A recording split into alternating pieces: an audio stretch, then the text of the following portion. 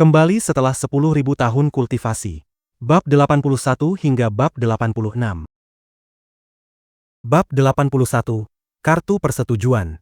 Keterampilan medis Tuan Jiang sungguh mencengangkan. Dia pernah menyembuhkan penyakit berat kakek Tang. Tak seorang pun yang tidak menghormatinya, ujar Long Gaitian dengan nada serius. Oh, begitu rupanya. Fu Lanjun tertegun, lalu berkata pelan, tak heran sebulan lalu semua orang bilang kakek Tang sudah diambang ajal, tapi sekarang beliau sering muncul kembali. Hanya karena hal sekecil itu, kau tunduk pada Jiang Tian seperti anjing jinak. Sela Liu Tianlei dengan nada sinis sebelum Long Gaitian sempat melanjutkan. Di antara para tuan muda, memang selalu ada kubu-kubu. Liu Tianlei berasal dari keluarga pejabat, hubungannya lebih dekat dengan Tang Jianfeng, sementara ia menjaga jarak dari Long Gaitian dan para konglomerat muda lainnya. Kau sama sekali tidak mengerti. Long Gaitian marah. Jika kau terus bermusuhan dengan Tuan Jiang, kau pasti mati.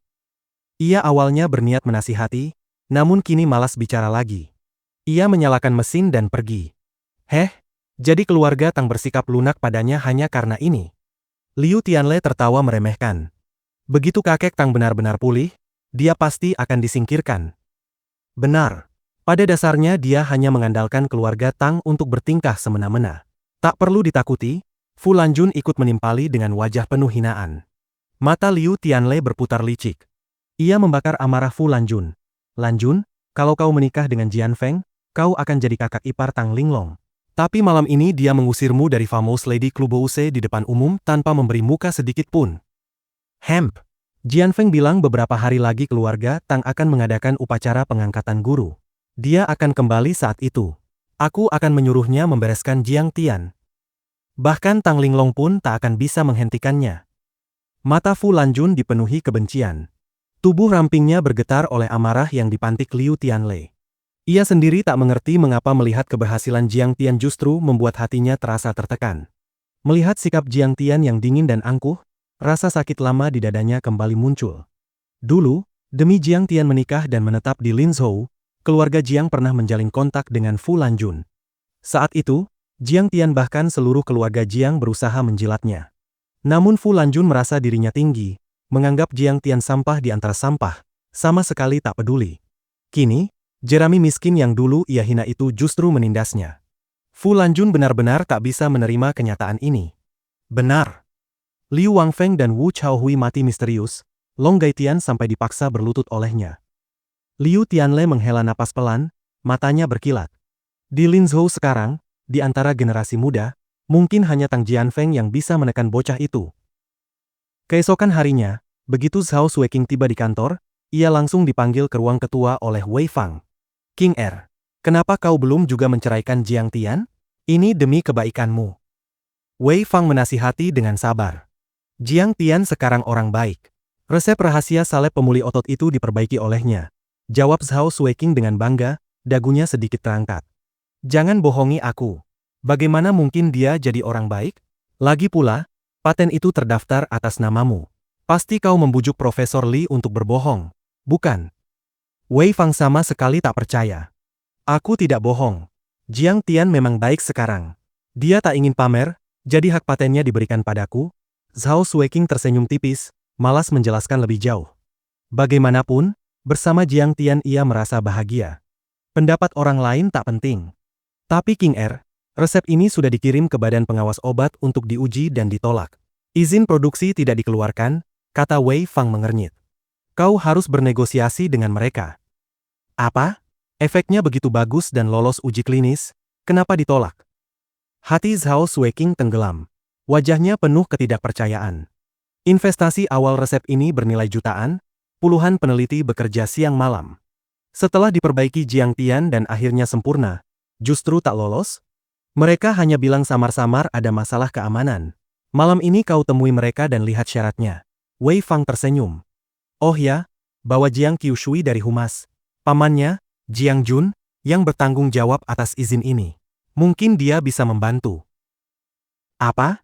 Ditolak. Jiang Tian terkejut, namun setelah berpikir sejenak, ia memahami. Ia tertawa ringan. Pasti ulah Jiang Qiushui. Bukankah dia selalu menyukai Qianru? Begitu rupanya, Zhao Sueking akhirnya mengerti.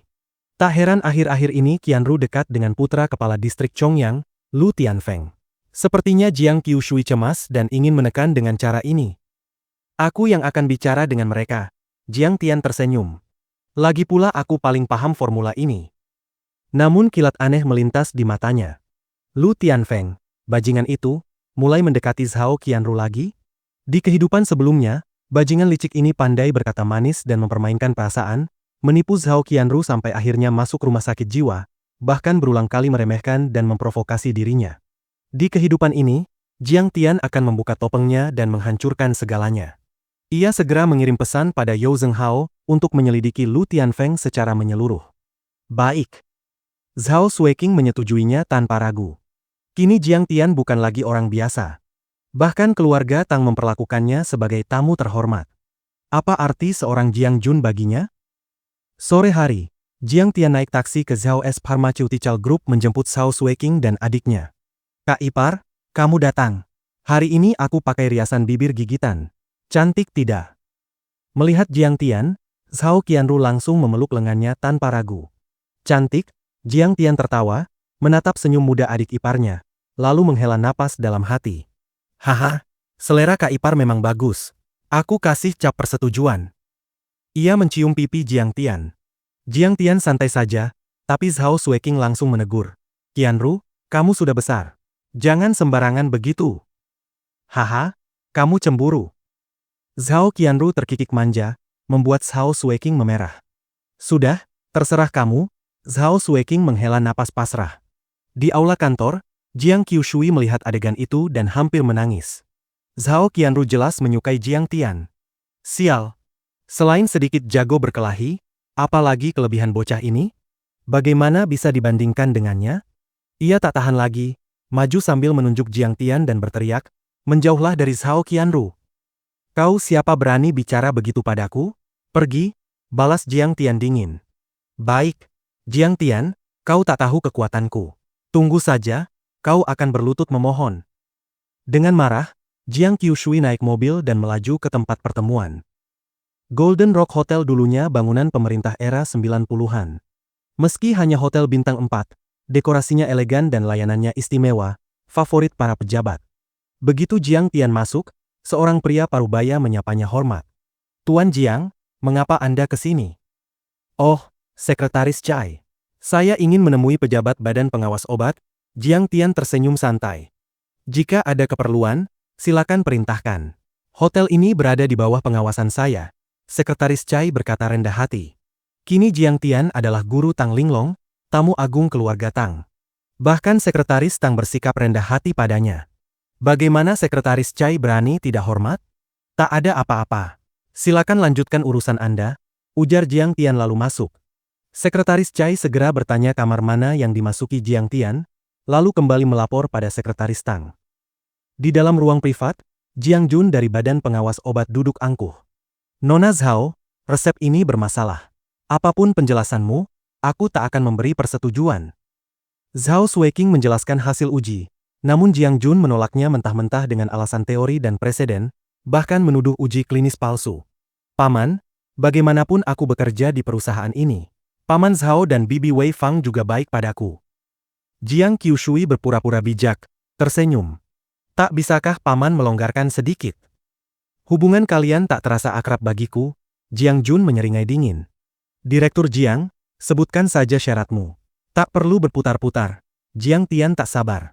Baik, kau orang cerdas. Jiang Jun tersenyum. Qiushui menyukai Qianru. Jika mereka segera menikah, jadi keluarga, Qianru memanggilku paman, tentu aku akan meloloskannya. Apa? Aku menikah dengan Jiang Qiushui. Mata Zhao Qianru membelalak. Qianru, aku selalu menyukaimu. Asal kita menikah, aku pasti memperlakukanmu dengan baik. Jiang Qiushui memberanikan diri meraih tangan Zhao Qianru dengan wajah menjilat. Jiang Jun hanya tertawa tanpa bicara, tatapannya licik. Jelas sikapnya. Jika tak setuju, ia akan mempersulit sampai akhir. Qiushui, jangan begini. Aku hanya menganggapmu teman. Zhao Qianru terkejut. Segera menarik tangannya seperti menghindari ular berbisa. Wajah Jiang Jun langsung muram. Zhao Qianru, jangan tak tahu diri. Keluarga Jiang kami terpandang. Qiu Shui juga berbakat. Apa yang kurang? Kalau kau tak setuju, Hemp, tunggu saja. Aku akan membuat Zhao S Pharmaceutical tutup. Bagaimana kalian bisa begini? Zhao Qianru panik, mata memerah, air mata hampir jatuh. Melihat itu, Jiang Tian hampir tertawa. Cantik itu dosa, ya? Bab 82, Menghantam Moncong Senapan. Wakil Direktur Jiang, apa menurutmu kau masih bisa membodohi seluruh Linzhou? Jiang Tian menarik kembali senyumnya dan bertanya dengan suara dingin. Lalu kenapa kalau bisa? Jiang Jun mencibir. Dalam urusan pengawasan obat, aku bisa menutupi langit dengan satu tangan. Akulah hukum di wilayah ini. Merasakan nada tajam dalam kata-kata Jiang Tian, Jiang Jun langsung naik pitam. Ia menghantam meja dan membentak keras. Resepmu itu sampah. Penemu resep ini juga sampah. Ia mengangkat tangan dengan congkak, menunjuk ke arah Jiang Tian sambil mendengus dingin. Jangan kira hanya karena kau kenal Yao Zhenghao dan beberapa orang dunia bawah, kau bisa melanggar aturan. Di wilayahku, cara itu tidak berlaku. Sudah, tak perlu dibahas lagi. Kalian pergi saja. Kalau mau bicara, suruh Wei Fang dan Zhao Hucheng datang sendiri menemuiku. Jiang Jun melambaikan tangan dengan angkuh, mengusir mereka tanpa memberi muka sedikit pun. Di matanya, Jiang Tian hanyalah staf humas rendahan. Mana mungkin layak bicara setara dengannya?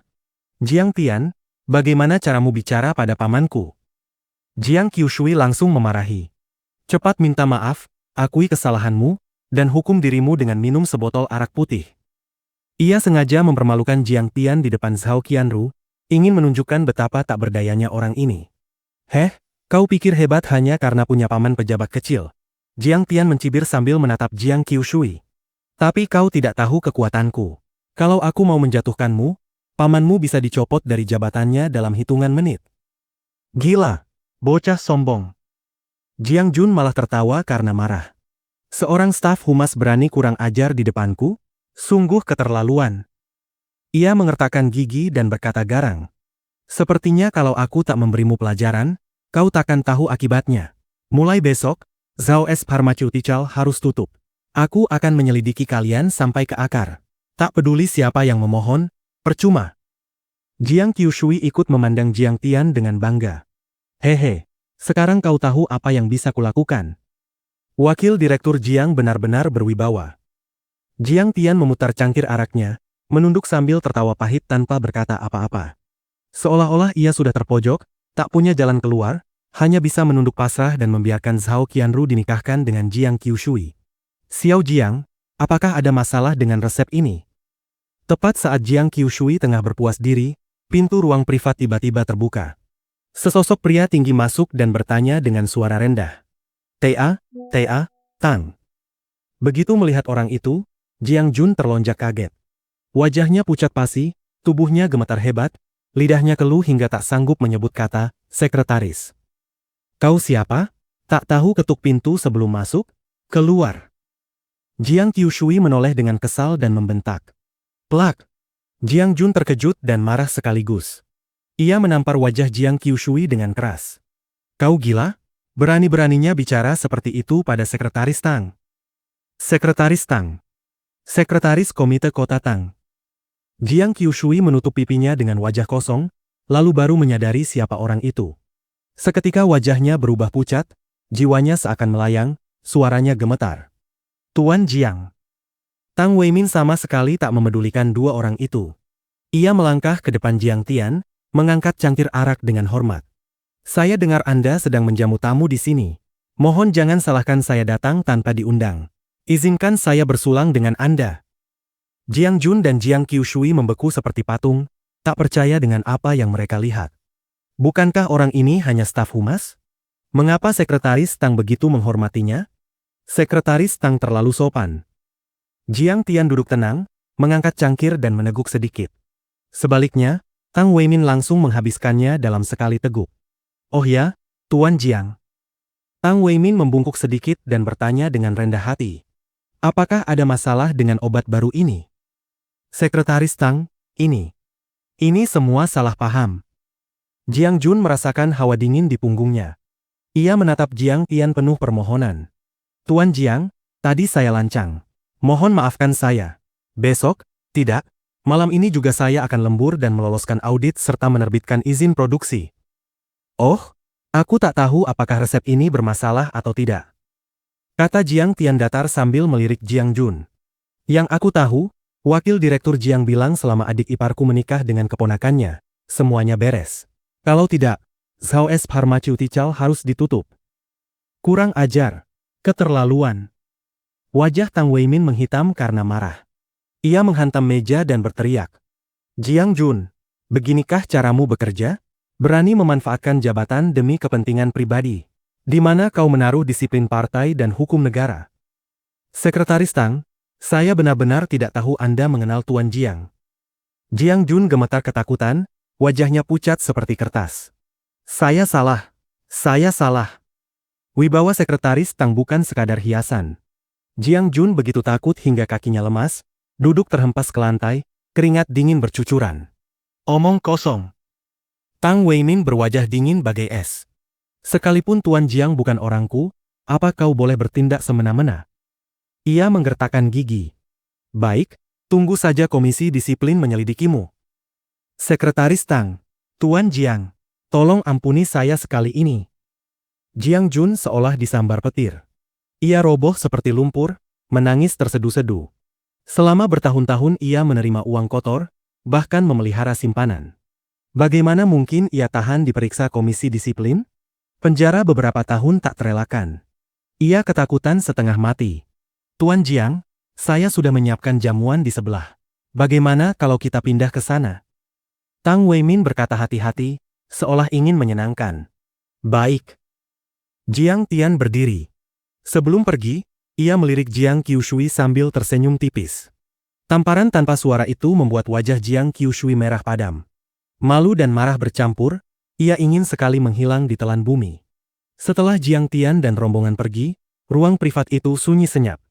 Jiang Jun dan Jiang Qiushui duduk terpaku seperti dua balok kayu, lama tak bersuara.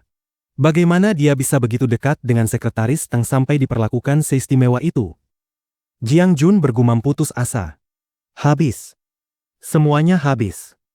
Aku juga tak tahu. Dia tadinya cuma staf humas. Jiang Qiushui berkata kosong. Tiba-tiba Jiang Jun meledak. Ia meraih botol arak dan menghantamkannya ke kepala Jiang Qiushui. Bang! Botol pecah. Jiang Qiushui terjatuh dengan kepala berdarah, menjerit kesakitan. Paman, kenapa memukulku? Bajingan tak berguna. Kau mencelakaiku. Jiang Jun mengamuk seperti harimau gila, menendang perutnya sambil meraung. Kau bahkan tak tahu siapa dia, tapi berani bersaing dan meremehkannya? Kau mencari mati. Paman, hentikan. Jiang Qiushui terguling di lantai, muntah-muntah, merintih minta ampun. Namun Jiang Jun makin brutal, tendangannya semakin kejam. Sambil menendang, ia memaki. Sekretaris Tang menghormatinya sedemikian rupa. Mana mungkin dia cuma staf humas? Dasar sampah. Seharian cuma tahu kejar perempuan. Kau bahkan tak sadar sudah menyinggung naga. Hari ini akan kupukul sampai mati. Perusahaan King's Magnolia Fashion. Fu Lanjun mengenakan kipao, duduk di balik meja mewah sambil menatap laporan keuangan bulan ini. Tiba-tiba sekretarisnya masuk tergesa-gesa. Nyonya, terjadi sesuatu yang besar. Apa? Fu Lanjun meletakkan laporan, mengerutkan kening.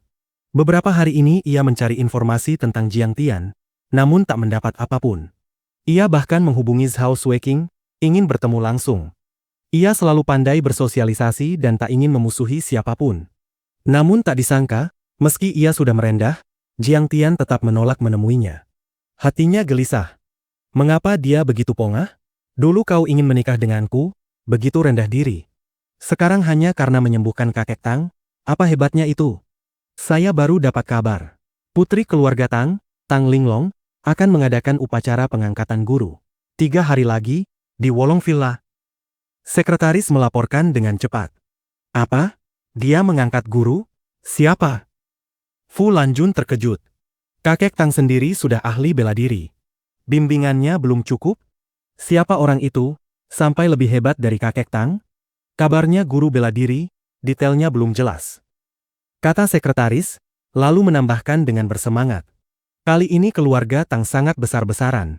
Atas nama kakek Tang, undangan disebar kemana-mana. Semua orang kaya dan tokoh besar diundang. Aneh, ini tak sesuai gaya keluarga Tang. Fu Lanjun tercengang. Keluarga Tang selalu rendah hati dan tertutup. Kali ini begitu tinggi profil, belum pernah terjadi. Kembalinya Jian Feng kali ini, sepertinya juga karena upacara guru Tang Linglong. Nanti aku bisa membuka wawasan dan melihat guru yang membuat keluarga Tang tunduk seperti ini. Fu Lanjun terdiam, wajah cantiknya dipenuhi harapan. Kabar bahwa keluarga Tang akan mengadakan upacara pengangkatan guru Tang Linglong di Wolong Villa menyebar bagaikan api. Seluruh Linzhou tahu keluarga Tang biasanya sederhana. Kini mereka justru mengirim undangan kemana-mana dan menggelar acara megah. Bagi mereka yang ingin mendekat ke keluarga Tang, ini kesempatan emas. Para pejabat, tokoh berpengaruh, dan orang kaya Linzhou pun menunda urusan dan pulang demi menghadiri upacara ini. Ini bukan sekadar mendekat ke keluarga Tang. Kabarnya, beberapa keluarga besar dari Yanjing yang bersahabat dengan Tang juga mengirim hadiah. Siapa tahu, dari sini bisa terjalin hubungan lebih dalam dengan lingkaran atas. Stars Bar, tempat favorit Liu Tianle.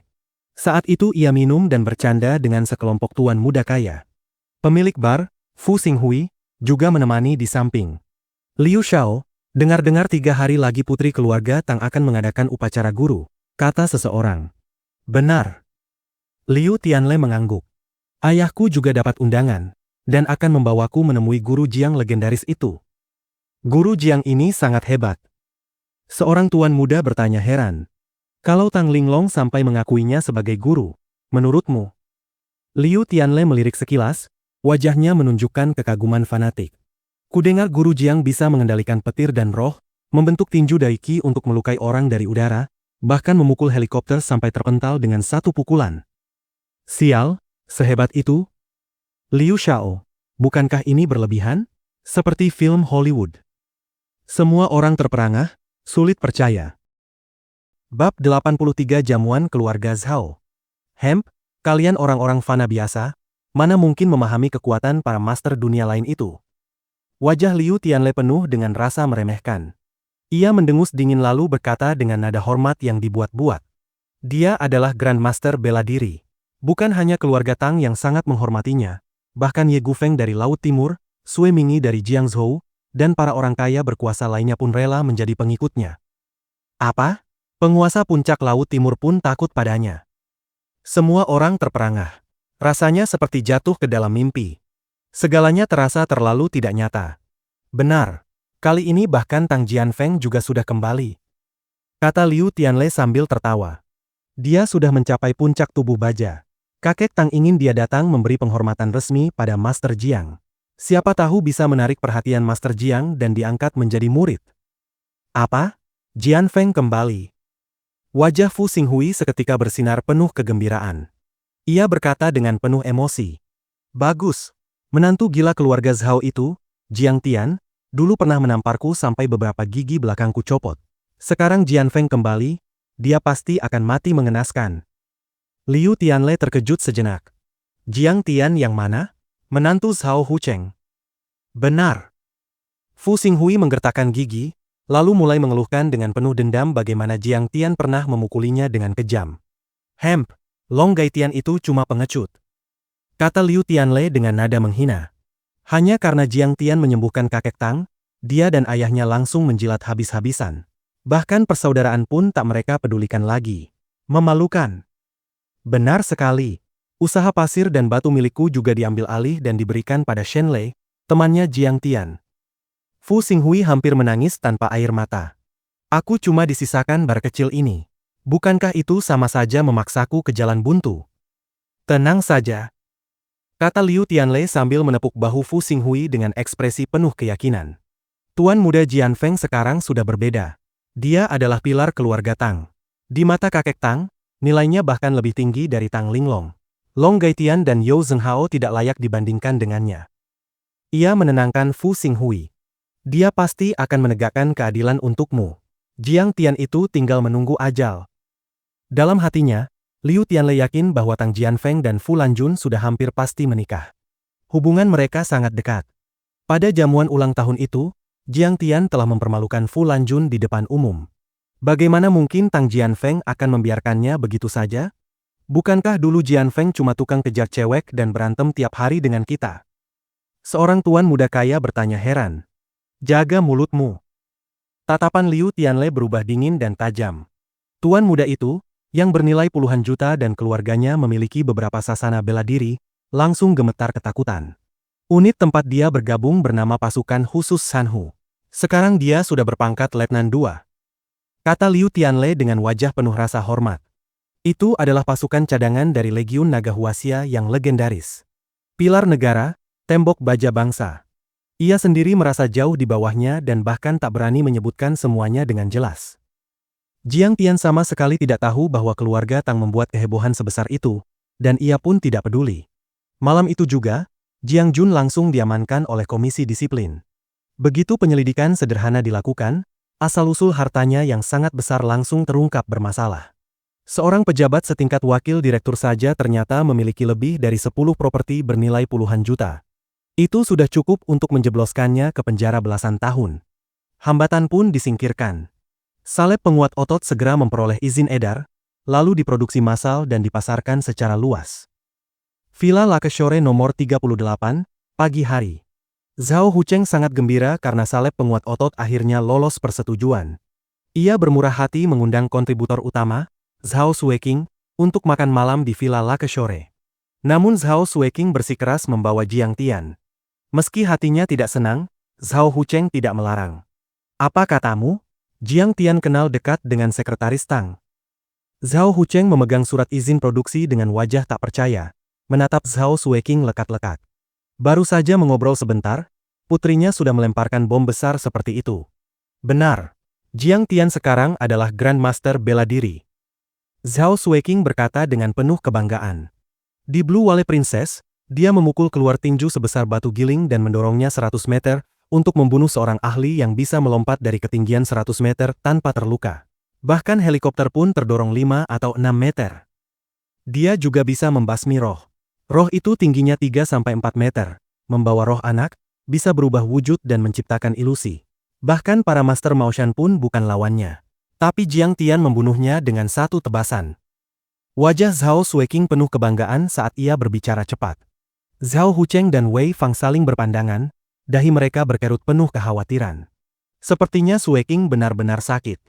Gangguan mental memang bukan penyakit menular, kan?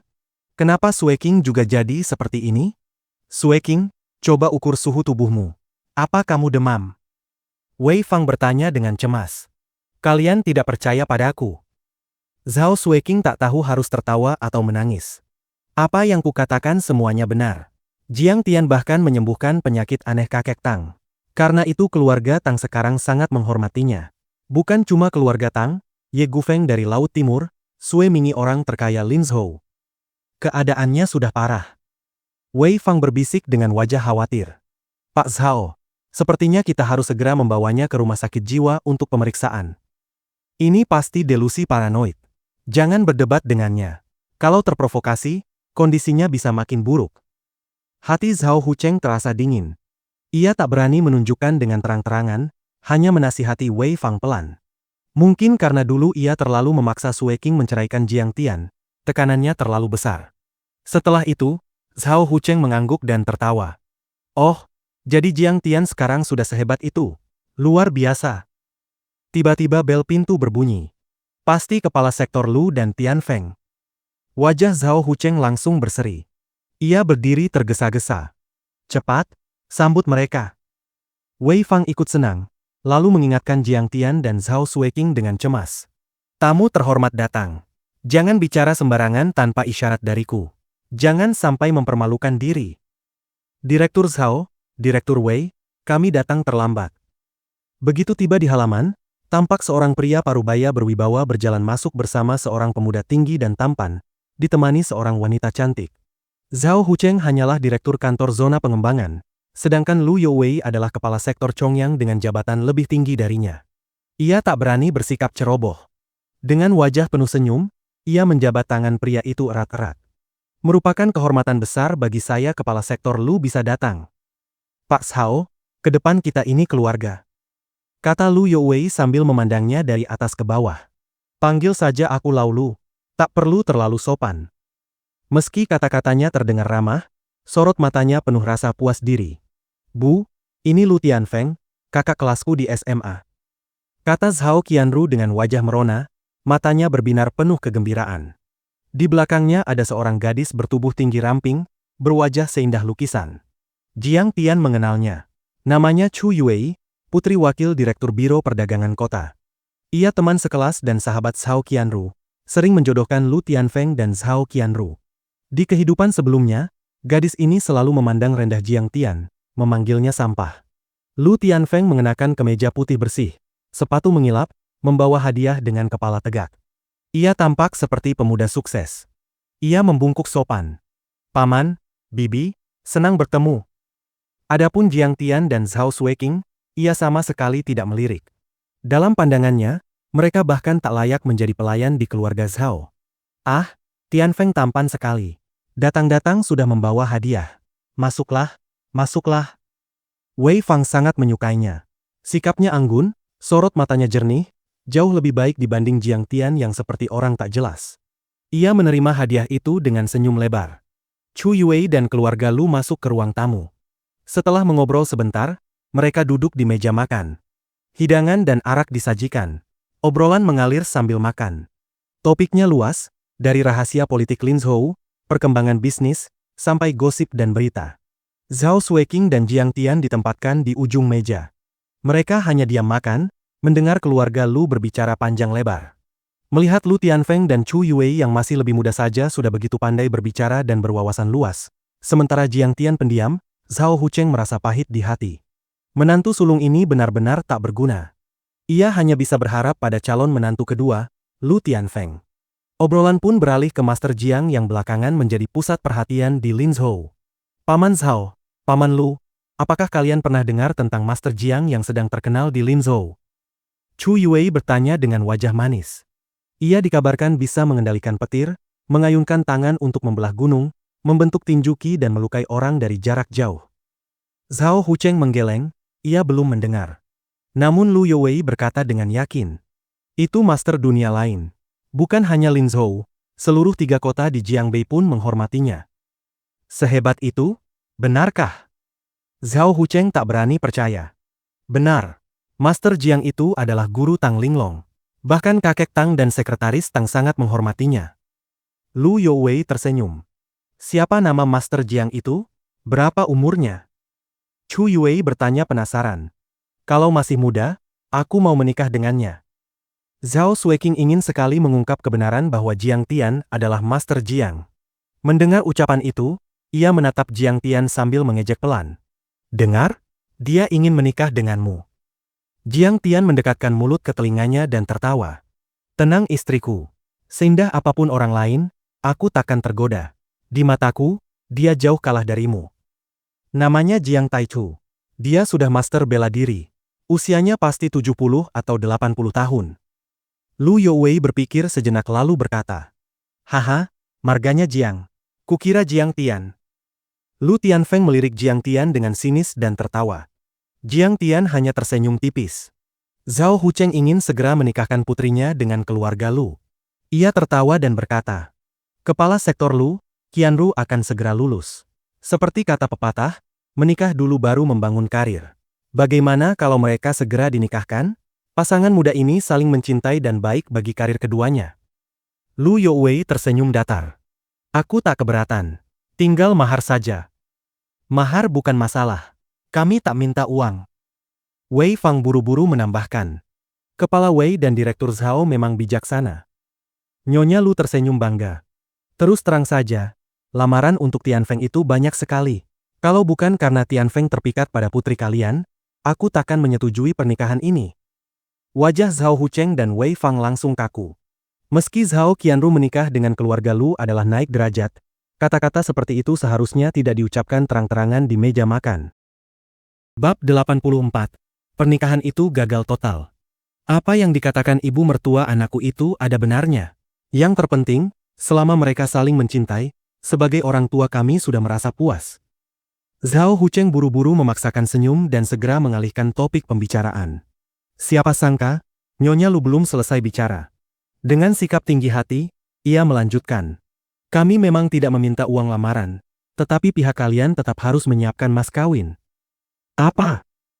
Bahkan Zhao Qianru pun merasa wajahnya memanas karena malu.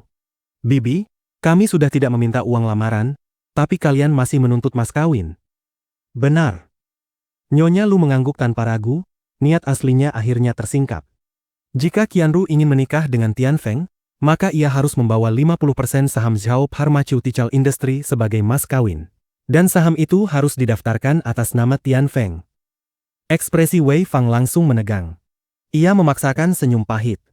Nyonya Lu, meskipun Zhao Pharmaceutical Industry bukan perusahaan besar, itu adalah hasil jerih payah kami berdua seumur hidup. Saya benar-benar tidak rela menyerahkannya begitu saja. Oh, kalau begitu tidak ada jalan. Nyonya Lu menyilangkan tangan dengan angkuh. Banyak putri keluarga terhormat yang ingin menikah dengan Tian Feng kami. Dia lulusan universitas ternama, bahkan sudah memulai bisnis sendiri sejak kuliah. Puluhan juta itu bukan apa-apa bagi kami. Bagaimana bisa kalian seperti ini? Zhao Qianru akhirnya tak tahan lagi. Matanya memerah, hampir menangis. Tian Feng, katakan sesuatu. Qianru, aku melakukan ini demi kebaikanmu. Lu Tianfeng melirik Jiang Tian dan Zhao Sueking dengan pandangan meremehkan. Kalau perusahaan itu tidak dipegang oleh kami, apakah akan jatuh ke tangan kakakmu dan kakak iparmu yang gila itu? Aku sudah lama mendengar tentang kakak iparmu. Bukan hanya hidup berantakan, dia juga orang gila yang tak berguna. Itu urusan antara aku dan kakakku, bukan urusanmu. Zhao Qianru langsung meledak marah. Dan jangan pernah menghina kakak iparku lagi. Kau sama sekali tidak tahu kemampuan kakak iparku. Kemampuan apa yang dia punya? Lu Tianfeng mendengus sinis, lalu melanjutkan bujukannya. Kalau perusahaan jatuh ke tangan mereka, kerja keras orang tuamu selama ini akan sia-sia. Nyonya Lu ikut menambahkan dengan nada merendahkan. Sampah seperti Jiang Tian saja bisa menjadi menantu keluarga Zhao. Bagaimana mungkin putriku selevel dengannya? Mendengar ini, rasa muak langsung memenuhi dada Jiang Tian. Ia mengerutkan kening dan berkata dingin. Kalau ingin meninggikan diri kalian sendiri, silakan. Tapi hentikan menyindirku. Jika kalian berani menyinggungku lagi, aku tidak akan membiarkannya. Aku hanya mengatakan kebenaran. Lu Tianfeng sama sekali tidak takut. Ia malah menatap Jiang Tian dengan jijik. Jiang Tian, aku tahu cukup banyak tentangmu. Gila, bodoh, selalu membuat masalah di rumah. Bahkan pernah memukul Kak Sueking. Kalau aku jadi dirimu, aku sudah menceraikannya sejak lama agar tidak menyeretnya ke dalam penderitaan. Lu Tianfeng, kau tidak berhak mengomentari hubungan kami. Zhao Sueking menatapnya dingin. Bagaimanapun juga, Jiang Tian adalah suamiku. Dia tetap kakak iparmu di masa depan. Cukup. Hentikan. Lu Youwei akhirnya angkat bicara. Alisnya berkerut, aura kewibawaan pejabat terpancar jelas. Direktur Zhao, Ketua Wei, pandangan kalian terlalu sempit. Bisa dikatakan kalian benar-benar pendek wawasan. Di Linzhou ini, berapa banyak orang kaya kecil yang ingin bergantung pada kekuatanku. Dengan sikap angkuh, ia mengeluarkan beberapa kartu undangan dan melemparkannya ke atas meja. Lihat baik-baik. Aku punya 5 undangan upacara pengangkatan guru keluarga Tang. Seorang pengusaha sekelas kalian, apa bisa mendapatkannya? Kepala sektor Lu, Anda benar-benar bisa mendapatkan undangan upacara keluarga Tang? Ini langka sekali. Mata Zhao Hucheng langsung berbinar. Meski jamuan keluarga Tang kali ini sangat megah, aturannya sangat ketat. Hanya mereka yang memiliki status sosial tinggi yang berhak menerima undangan. Dari sisi jabatan, minimal setingkat kepala departemen. Wakil saja pun tidak cukup. Dari sisi kekayaan, aset harus lebih dari 1 miliar. Zhao Hucheng dan Wei Fang hanyalah pemilik perusahaan kecil yang nyaris tak dikenal. Jarak mereka dengan kalangan itu terlalu jauh. Mereka bahkan tak berani bermimpi. Pejabat biasa hanya bisa mendapatkan 1 undangan. Kata Lu Youwei dengan bangga. Tapi wali kota Liu adalah iparku. Mendapat beberapa undangan bukan hal sulit. Ia menatap mereka dengan tatapan penuh makna. Jika kalian bersedia menyiapkan mas kawin, aku akan membawa kalian ke upacara pengangkatan guru keluarga Tang. Dengan nada seolah menyesalkan, ia melanjutkan. Kalian siapkan hadiah besar. Nanti setelah bertemu sekretaris Tang, aku akan menambahkan beberapa pujian untuk meninggalkan kesan baik. Jalan menuju kenaikan jabatan dan kekayaan kalian sudah terbuka lebar. Tingkat kepala sektor Lu memang luar biasa. Bahkan Wei Fang pun tergoda, wajahnya menunjukkan senyum penuh perhitungan. Benar, jika mereka bisa menempel pada kekuatan keluarga Tang, bukan saja masa depan cerah. Bahkan pejabat seperti Jiang Jun pun tak akan berani mempersulit mereka lagi. Jamuan besar kali ini belum pernah terjadi sebelumnya, kata Nyonya Lu dengan bangga. Tokoh-tokoh besar seperti Ye Gufeng dari Laut Timur, orang terkaya Zheng Guangsha, bahkan Dragon Five dari dunia bawah akan hadir. Selain keluarga Lu kami, siapa lagi yang bisa memberi kesempatan sebesar ini pada keluarga Zhao? Kesempatan yang bahkan puluhan juta pun sulit ditukar. Apa? Bahkan Zheng Guangsha dan Ye Gufeng ikut hadir. Mata Wei Fang membelalak tak percaya. Orang-orang itu memiliki latar belakang kuat, aset puluhan miliar, dan pendukung yang menakutkan. Ia dan Zhao Hucheng sama sekali tak layak dibandingkan. Lu Tianfeng memandang Jiang Tian dengan jijik. Kau pikir kau layak berkenalan dengan orang-orang terhormat seperti itu? Nada suaranya tiba-tiba meninggi, agresif. Kau bisa mendapatkan tiket upacara keluarga Tang? Kau bisa membawa Paman Zhao dan Bibi Wei bertemu mereka. Jiang Tian dengan tenang mengupas udang, lalu berkata ringan. Tokoh terhormat? Sekelompok semut saja, ingin menjadi anjing pengikutku pun mereka tidak layak. Ia mengeluarkan sebuah kunci dan menepukkannya ke meja, tertawa dingin. Lihat ini, kunci Villa Kings No. 1, pemberian Zheng Guangsha. Undangan seperti itu, aku bisa punya sebanyak yang kuinginkan. Apa istimewanya? Kalian malah menganggapnya harta karun, benar-benar memalukan. Mengenal mereka? Dengan satu kata dariku, mereka akan datang berlutut di hadapanku. Begitu suaranya menghilang, ruang tamu jatuh ke dalam keheningan mematikan. Semua orang bilang menantu sulung Zhao Hucheng itu benar-benar gila. Melihat hari ini, ternyata memang begitu. Keluarga Lu terperangah, tak percaya dengan apa yang mereka dengar. Paman Jiang sudah tidak muda lagi, tapi masih sebodoh ini. Chu Yue tertawa terbahak dengan wajah penuh ejekan. Sombong. Orang bodoh memang tak kenal takut. Lu Tianfeng begitu marah hingga seluruh tubuhnya gemetar. Ia berdiri dan menunjuk Jiang Tian. Jiang Tian, kau cuma orang gila tak berguna yang hidup berantakan. Sekarang kau malah pandai membual. Kalau omonganmu ini tersebar, kau akan dicabik-cabik oleh para pengikut mereka. Kau berani tidak sopan pada keluarga Lu kami? Berlutut dan kau tahu padaku sekarang juga. Kalau tidak, aku tidak akan melepaskanmu. Berisik. Jiang Tian akhirnya angkat bicara dengan nada dingin. Siapa kau berani menunjuk-nunjukku? Berlututlah baru bicara denganku. Ia terlalu malas berdebat. Tangannya terangkat, menampar ke arah Lu Tianfeng seolah menepis lalat. Plak! Lu Tianfeng merasa seperti ditindih gunung. Tekanan mengerikan menekan tubuhnya.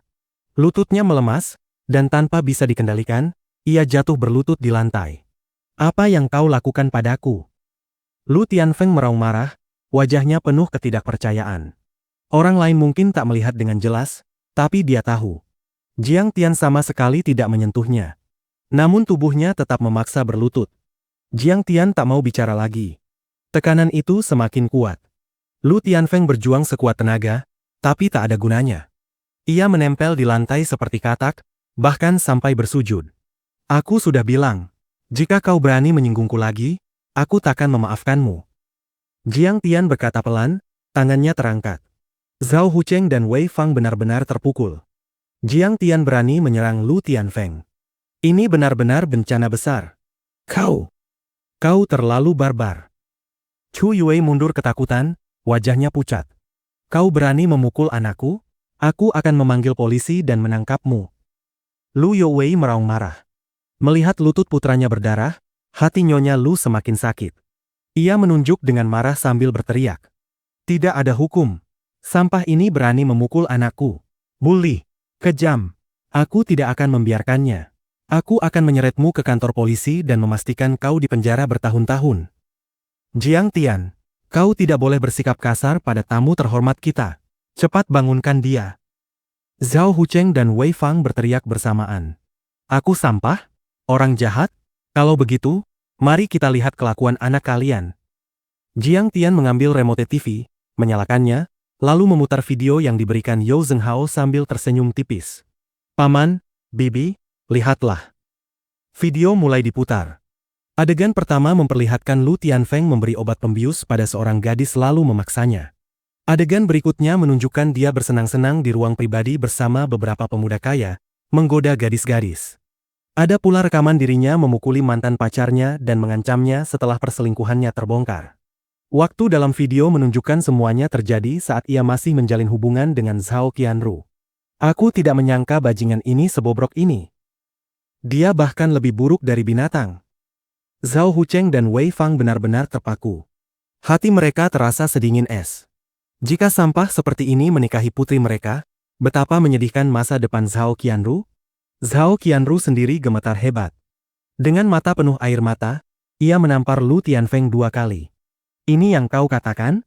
Katanya kau akan mencintaiku seumur hidup dan memperlakukanku dengan baik. Bagaimana kau mendapatkan semua ini? Kau berani mengikutiku. Lu Tianfeng benar-benar panik. Pernikahan ini batal.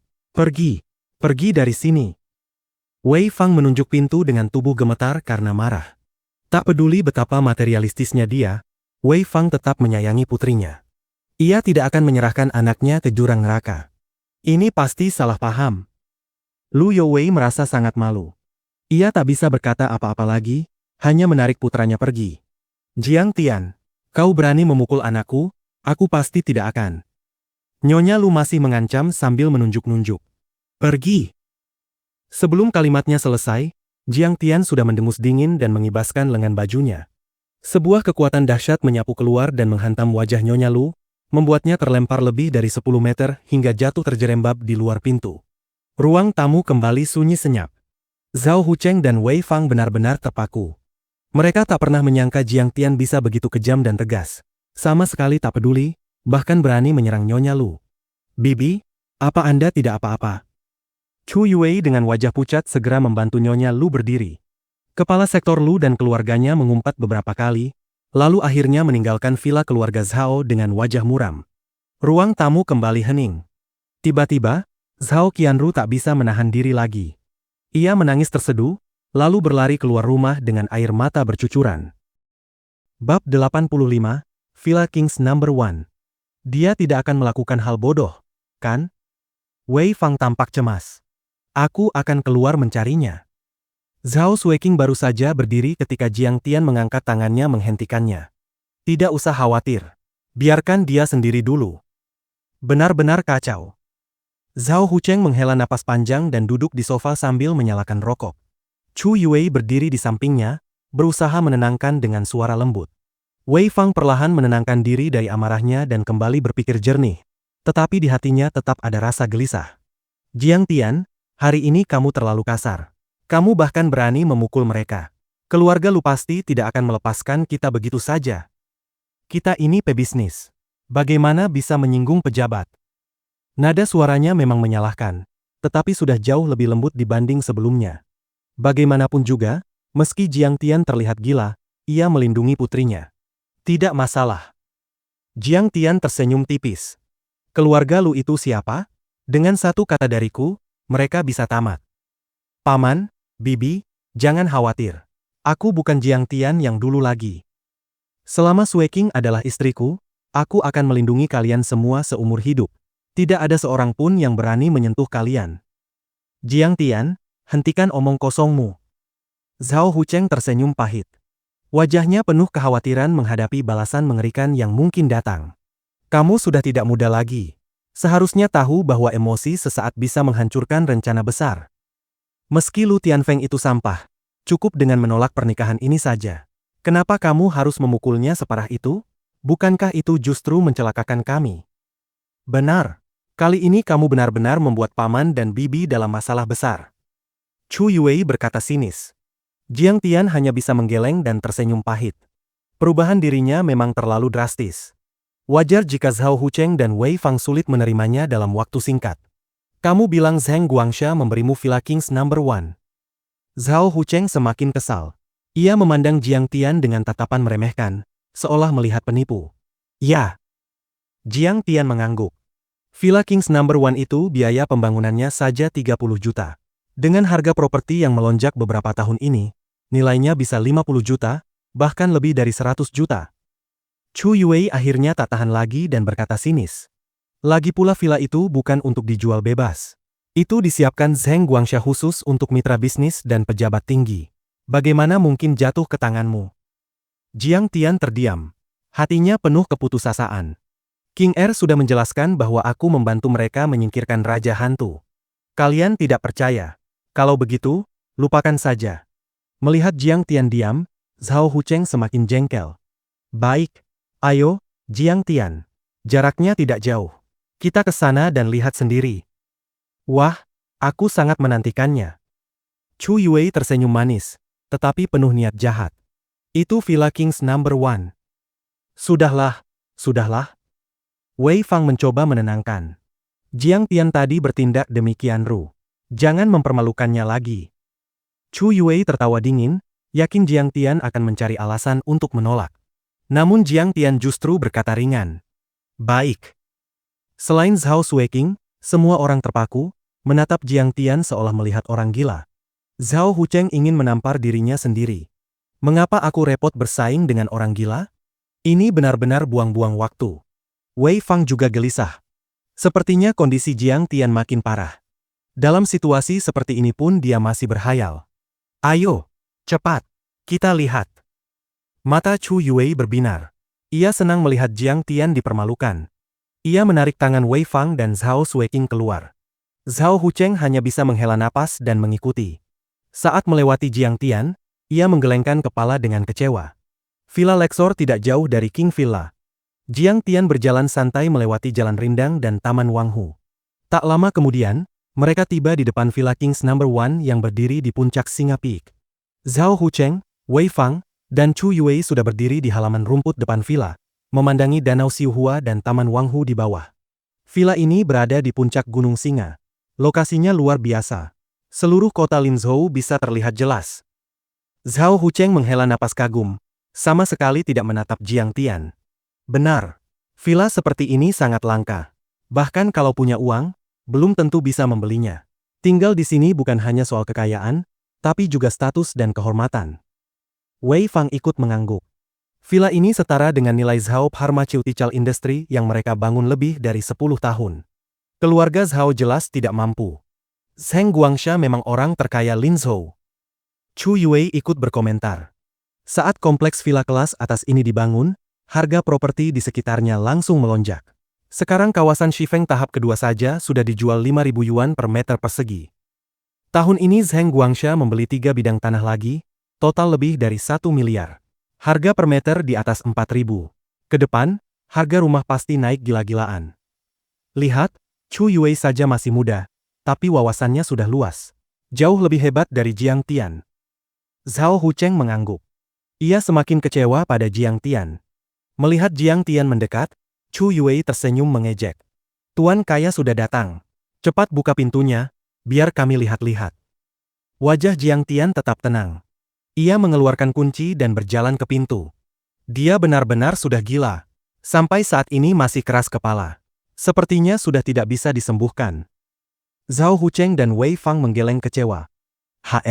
Kunci yang mana? Jiang Tian memasukkan kunci ke lubang dan memutarnya beberapa kali, tapi pintu tidak terbuka. Ia hendak mencoba kunci lain. Melihat itu, Chu Yue justru merasa kasihan pada Jiang Tian. Ia merasa dirinya terlalu kejam mempermainkan orang gila. Sudahlah, Jiang Tian. Ia melambaikan tangan. Kami cuma bercanda. Ayo pulang saja. Tepat saat itu, pintu villa tiba-tiba terbuka dari dalam. Seorang lelaki tua mengenakan pakaian tradisional Tang berdiri di ambang pintu, wajahnya penuh kegembiraan dan hormat. Tuan Jiang, akhirnya Anda datang. Oh, kepala pelayan Shen. Jiang Tian mengangguk. Kepala pelayan Shen tersenyum penuh hormat. Tuan Zheng memerintahkan saya menjaga kebersihan dan perawatan villa ini. Beliau bilang, begitu Anda datang, segera hubungi beliau. Akhirnya Anda tiba. Ia langsung mengeluarkan ponsel dan menelepon Zheng Guangsha.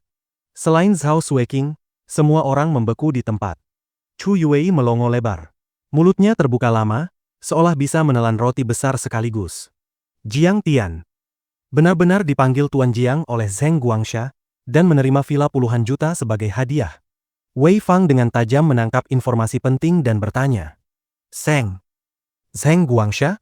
Ketua Zheng? Kepala pelayan Shen tersenyum. Benar.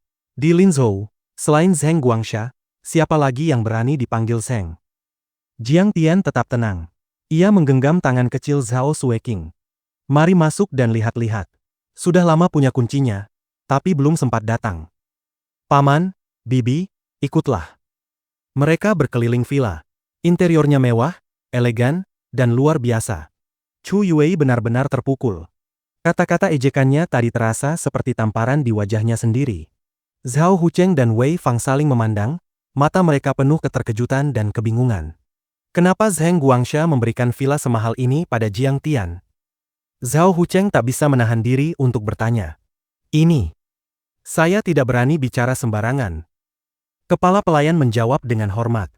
Zhao Sueking akhirnya berkata. Aku sudah bilang. Jiang Tian membantu mereka menangkap hantu. Kalian tidak percaya.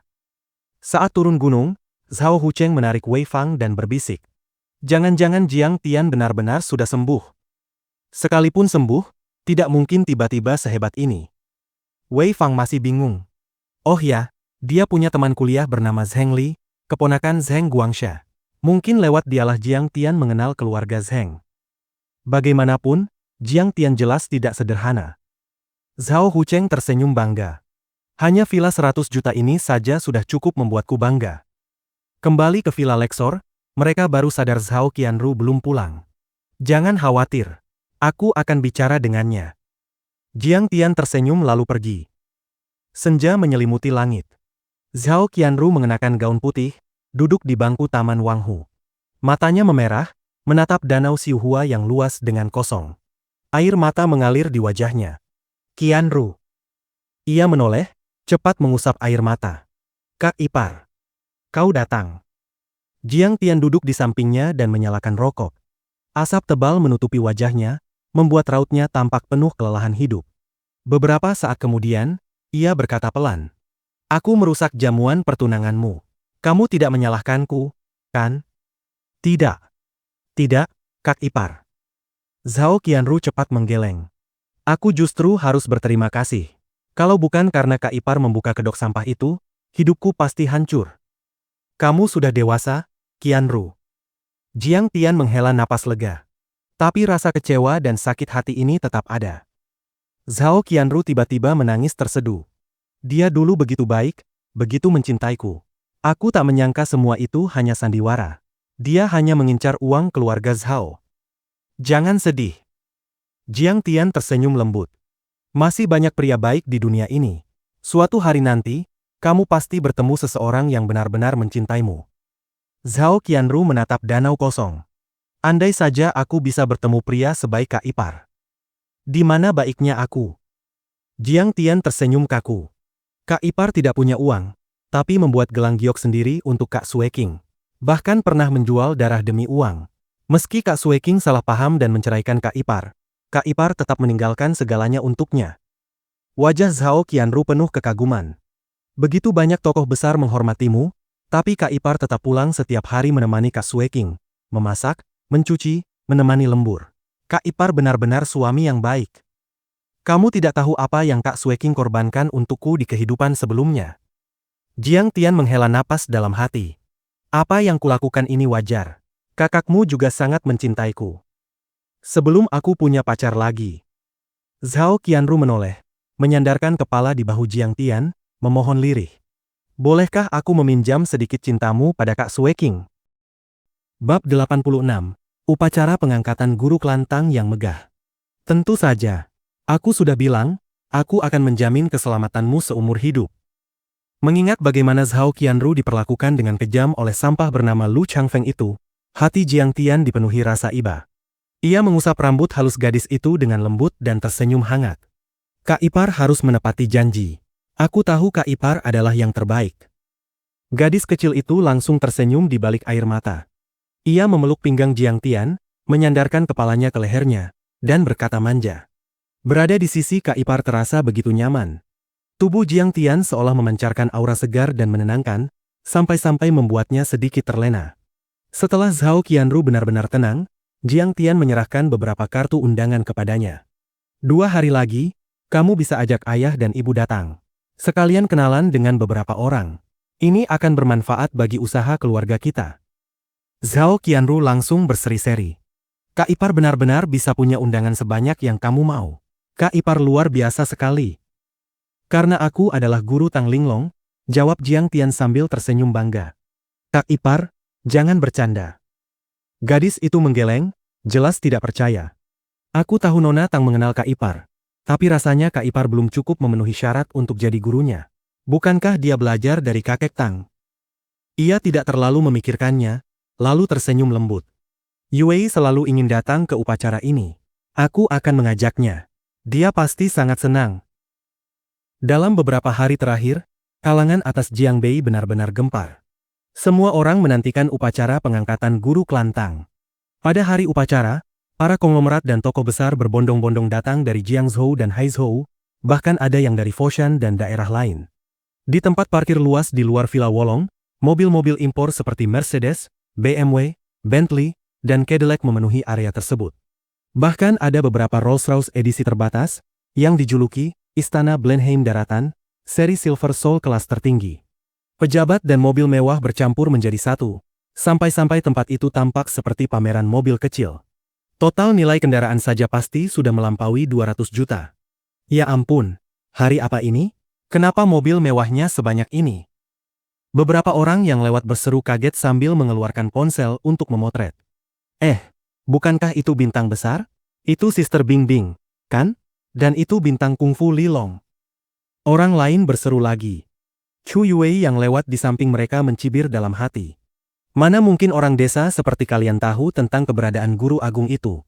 Hari ini adalah upacara pengangkatan guru klan Tang. Namun sejujurnya, hatinya sendiri juga terguncang. Terlalu banyak pejabat tinggi dan tokoh besar hadir hari ini, sampai-sampai status mereka membuat siapapun terintimidasi. Qianru, guru Jiang ini terlalu hebat. Klan Tang benar-benar mengadakan upacara sebesar ini untuknya. Chu Yue berdecak kagum. Zhao Qianru juga sulit percaya. Ia bahkan baru saja melihat Zheng Guangsha masuk. Rasanya guru Jiang ini mungkin bahkan bisa menekan Zheng Guangsha. Qianru, kenapa kalian berdua lama sekali? Wei Fang yang berdiri di pintu langsung menghentakkan kaki. Kalian tahu betapa langkanya kesempatan ini tidak? Ia dan Zhao Hucheng datang bersama, mengenakan pakaian dan aksesori termahal mereka. Namun dibandingkan para konglomerat di sekeliling, mereka masih tampak biasa saja. Zhao Qianru segera menarik Chu Yue mendekat. Zhao Hucheng berkata dengan nada lembut. Qianru, karena Lu Changfeng sudah memberikan undangan ini, sebaiknya kita lupakan saja masalah sebelumnya. Jangan memperpanjang konflik. Keluarganya tidak mudah untuk disinggung. Ayah, apa yang ayah katakan? Undangan ini dari Kak Ipar. Zhao Qianru langsung kesal. Bagaimana mungkin Kak Iparmu bisa mendapatkan undangan sepenting ini? Zhao Hucheng menegurnya. Ayah tahu kamu masih kesal pada Lu Changfeng, tapi ayah tidak memaksamu menikah dengannya. Yang memberi undangan itu dia, kamu harus mengakuinya. Villa itu juga bukan milik Jiang Tian, tambah Wei Fang. Lalu kenapa dia bisa membuka pintunya? Tanya Chu Yue bingung. Aduh, tadi malam kami sudah datang lagi ke sana. Villanya kosong, gelap gulita, tidak ada yang tinggal sama sekali. Wei Fang menghela napas. Dalam 2 hari ini, mereka sudah memikirkan semuanya dengan matang. Mustahil Jiang Tian benar-benar mendapat pengakuan Zheng Guangsha. Demi pamer, dia pasti meminjam kunci dari teman kuliahnya, Zheng Li, lalu berakting bersama kepala pelayan. Saat mereka mengecek malam itu dan melihat keadaan kosong, dugaan itu pun semakin kuat. Oh, begitu rupanya. Chu Yue mencibir. Aku juga merasa tidak mungkin dia sehebat itu. Memang Kak Ipar yang memberikannya. Zhao Qianru merasa terzalimi, tapi tak tahu bagaimana menjelaskan. Sudahlah, kita masuk saja. Wei Fang sudah tidak sabar dan menarik Zhao Qianru masuk. Meski Zhao Hucheng dan Wei Fang adalah orang kaya kelas menengah, di tempat ini mereka tetap tidak berani bersikap sombong. Bahkan mereka harus bersikap ramah dan merendah di hadapan para konglomerat. Zhao Qianru dan Chu Yue berjalan-jalan sambil melihat sekeliling. Yang mereka lihat hanyalah para pejabat tinggi dan pengusaha besar dengan aura luar biasa. Percakapan yang terdengar pun semuanya seperti, Bos Hu, Anda juga datang. Kudengar Anda membeli sebidang tanah di Haizhou senilai ratusan juta. Pak Zhang, mana bisa dibandingkan dengan Anda? Perusahaan Anda go public di papan baru dan langsung untung ratusan juta. Haha, go public malah merepotkan.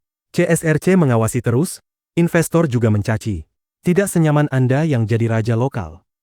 Chu Yue langsung terdiam mendengarnya. Ia mengerutkan wajah dan berkata, rasanya semua orang di sini terlalu hebat. Aku bahkan tidak berani ikut bicara. Ini memang pertemuan kelas atas, jawab Zhao Qianru dengan tenang. Mereka semua pemimpin keluarga besar atau perusahaan kuat. Dalam 10 atau 20 tahun, saat kita sudah dewasa sepenuhnya, mungkin kita juga bisa bercakap santai seperti mereka. Ah, aku tidak peduli. Ayo makan saja. Chu Yue menarik Zhao Qianru menuju meja hidangan penutup. Gaya pesta ini memadukan barat dan timur. Di halaman villa ada hidangan dingin, sampanye, dan piring buah untuk kaum muda. Di beberapa aula besar, disediakan jamuan resmi yang hanya bisa dimasuki tokoh besar.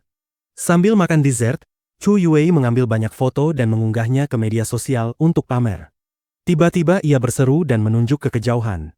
Lihat, itu Liu Tianlei. Kenapa dia bersama Lu Changfeng? Oh, Liu Tianlei itu sepupunya, jawab Zhao Qianru dingin. Lu Changfeng benar-benar hebat ya. Chu Yue merasa iri. Sebenarnya, kamu masih bisa memaafkannya sekali lagi. Tidak mungkin. Zhao Qianru bahkan tidak menoleh. Dalam hatinya, kak iparnya adalah pria paling sempurna. Entah dia kuat atau tidak, dia selalu setia dan melindunginya. Ya ampun, masih ada lagi. Chu Yue tiba-tiba semakin bersemangat. Itu Tang Jianfeng, putra tuan ketiga klan Tang. Dan itu Du Yuan, sepupu Liu Wangfeng. Kudengar ayahnya adalah ipar Taipan Jinling, Du Kaige. Tang Jianfeng dikenal arogan, bengis, dan kejam. Dulu dia adalah tuan muda paling menakutkan di Linzhou. Du Yuan juga tuan muda kelas atas, sama-sama bukan orang baik. Melihat Lu Changfeng berdiri di samping mereka dengan sikap menjilat, Zhao Qianru semakin muak. Sayangnya, satu-satunya yang pantas berdiri di sisi Tang Jianfeng hanyalah wanita terkenal seperti Fu Lanjun.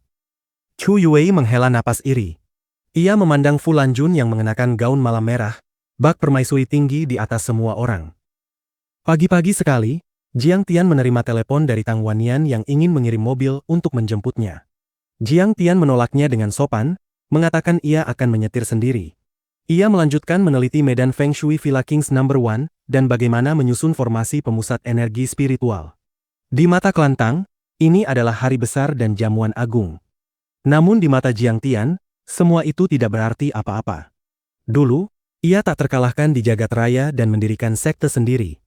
Murid-muridnya berjumlah 3.000 mahasuci dan 72 orang bijak, termasuk Kaisar Iblis Roh, Raja Iblis, bahkan Kaisar Abadi. Sekarang, ia hanya menerima seorang murid fana. Benar-benar tidak ada apa-apanya. Baru sekitar pukul 11 siang, Jiang Tian dan Zhao Sueking akhirnya tiba di Villa Wolong.